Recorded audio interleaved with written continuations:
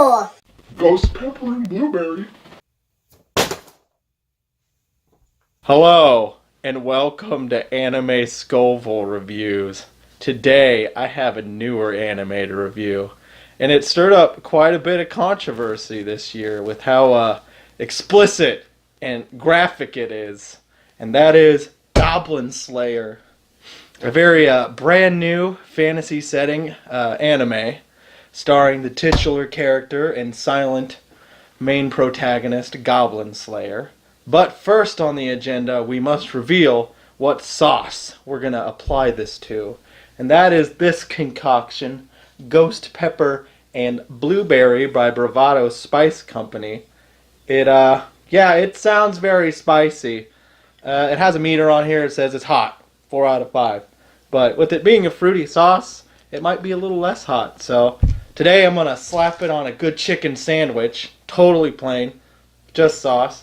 Start with, oh god, quite a bit on this.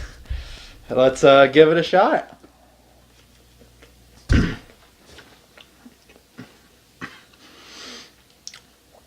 It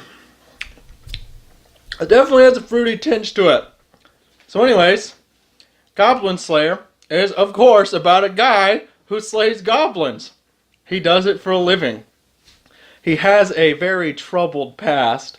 Goblins pretty much came, raided his village, raped his sister. If I mentioned, it is a very mature anime. There's a lot of violence, sexual themes. I mean, the goblins obviously really like women. They club them and beat them and rape them. That's goblins in general in Goblin Slayer. But it's Goblin Slayer's job to pretty much prevent that from happening. And that really sums up the entirety of the show, is Goblin Slayer slaying goblins. He eventually forms a party with a blonde-haired priestess chick, a high elf chick, a lizard man who's a shaman, and a dwarf. So he really just has a party of ranged people, and he's a melee guy in a typical D&D setting. But he's pretty good. There's some really good 2D animation, fight scenes. Needless to say, the CG is kind of, it's crap. There's some really bad CG. And, I don't know, kind of like this sauce's heat level. It's kind of crappy. Like, it hits hard first, but I think I should do a little more. As it drips, it is a very soupy sauce. Anyways.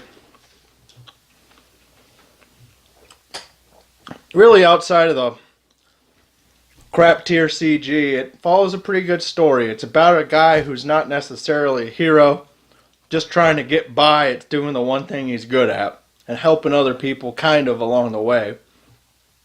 He's a very cold guy, doesn't say much, and as the show progresses, he develops, kind of opens up his shell a little bit to his party members at the end of season 1.